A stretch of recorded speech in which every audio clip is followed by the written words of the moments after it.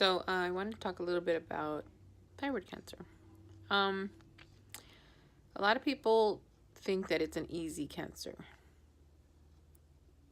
90% of the time, it's not fatal. It's not terminal, unless it's metastasized.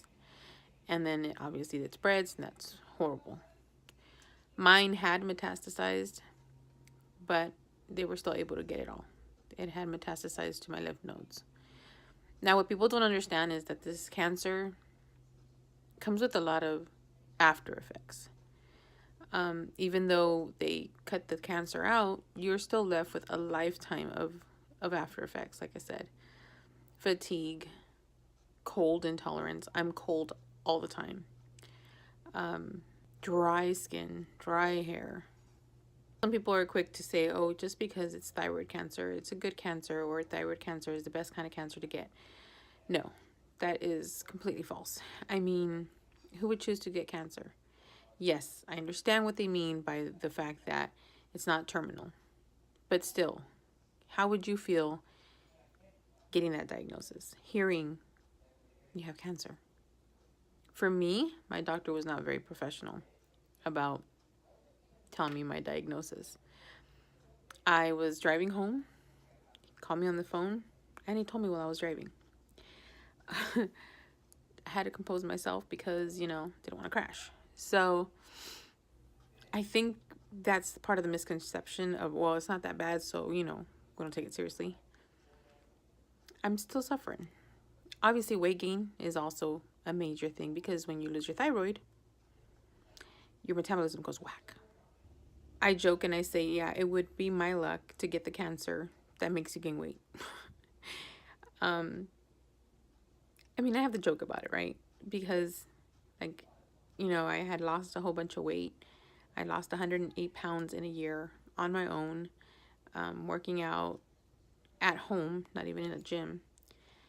And I lost all that weight, and then I felt like my body betrayed me by getting cancer. I know it doesn't work that way, but in my mind, it worked that way. And it was like, you know what? I did everything. I got healthy. I ate healthy. I exercised. I was super strict. And then I got the worst possible outcome, cancer.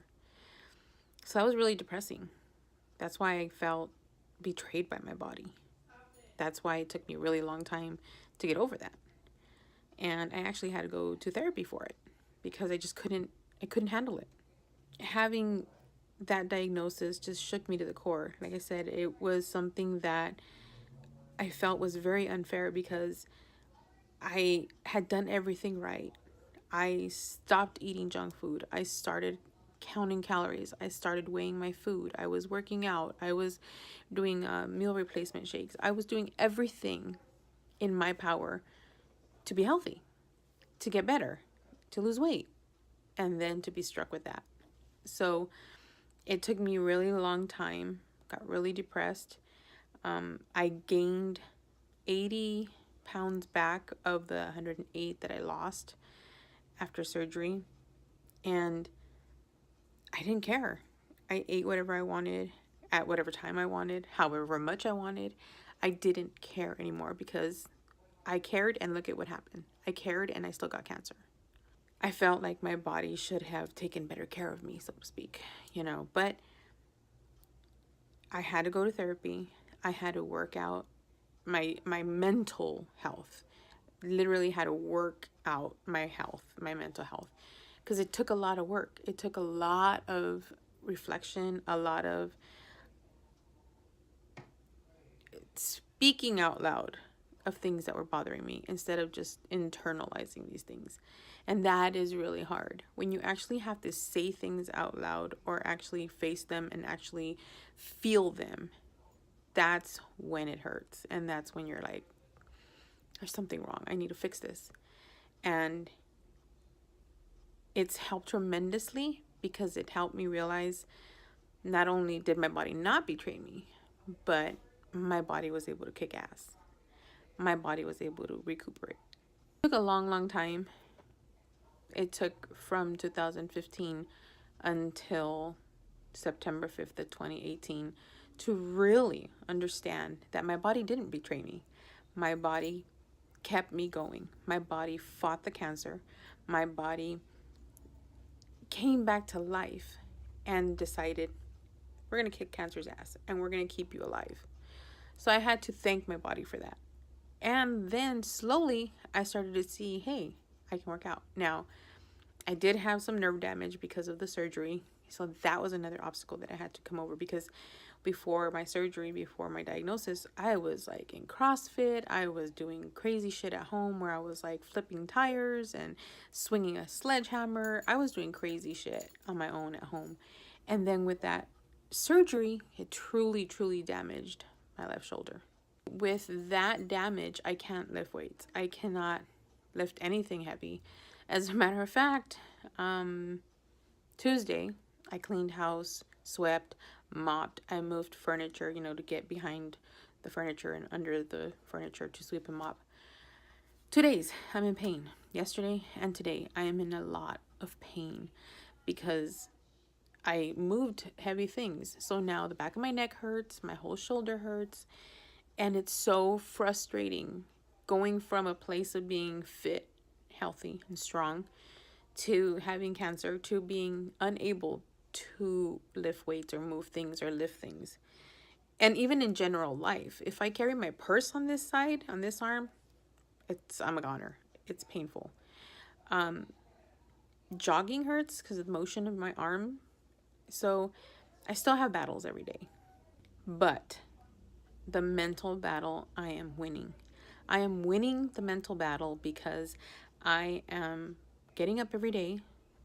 I wake up every day. And I am able to do what I need to do for myself and for my family. I am able to get up, get dressed, go to doctor appointments. I'm able to see my kids go to school. I'm able to, see my husband go to work. I'm able to do everything. I'm even able to help my parents by taking them to their doctor's appointments. And I'm able to go with them and understand what's going on with them and explain to them. So, I'm grateful, but it was a very, very, very hard mental struggle to get to that point. To get to the point where, okay, let's try again. Let's try this health thing again. Let's give it another shot. And I've been pleasantly surprised by my body. Pleasantly. Now I've had to focus more on cardio versus weight training, which is fine. I just know from personal experience that when I lift heavy, my body changes quickly. But like I said, I can't really necessarily do that. So I have to stick to cardio, which is still calorie burning, so, I really have to focus on that. So I'm like starting to jog again, little goals, being able to jog a mile. May not be the fastest mile in the world, but I'm able to jog. I'm able to get on the elliptical for half an hour and not die. I'm able to get on my spin bike and do that for an hour and not die. So I'm proud of how far I've come in such a short amount of time, because it's only been 4 months that I really, really took this seriously. And actually less than that from when I started working out again. Because I think it wasn't until like December 1st or something like that I actually started taking working out seriously again. Because for the first 2 months of my new journey, I didn't work out. I was just watching what I was eating. I was just doing keto. So it's actually only been since like December 1st that I've started working out again. And I'm amazed at my body. I'm amazed at what I can do. I'm amazed that I still have, a little bit of that stamina or whatever to be able to jog, to be able to, do all those things.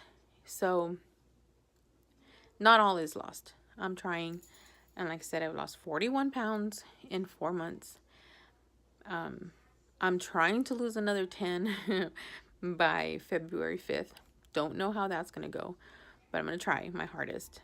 So it's been a struggle, but I'm still here, strong, trying. Back to my point is that with thyroid cancer, they're daily struggles. I have to be on a pill for the rest of my life to replace the hormones that my thyroid would have produced. And then those levels get shifted every time you lose weight, because your medicine has to be readjusted, because the dosage is based on weight. So I was up to 150 micrograms, and then because I lost 40 pounds, I went back down to 137 micrograms. And every time you do that, your body has to readjust to the dosage. So then you get tired, You get cranky, again, dry skin. Um, I can't even think of all the stuff. Brain fog, forgetfulness, cold intolerance. It's crazy. So it's not an easy cancer because you're left with all the side effects afterwards. So even though you look healthy on the outside, even though you feel like you can put on your makeup, do your hair, and you can look good, only the people who live with you and are closest to you know the struggles when they see you down and out and dead of fatigue or moody or freezing cold all the time. You know, it's difficult.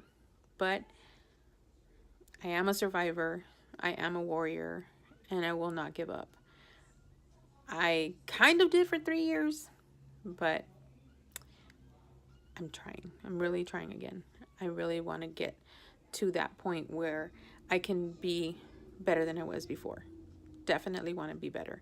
I can see it in my mind. I can visualize it. I know it. I feel it in my bones that when I get there, I'm going to be better than I was before. I know it. Just got to get there. And I cannot give up. I cannot stop. I got to keep going.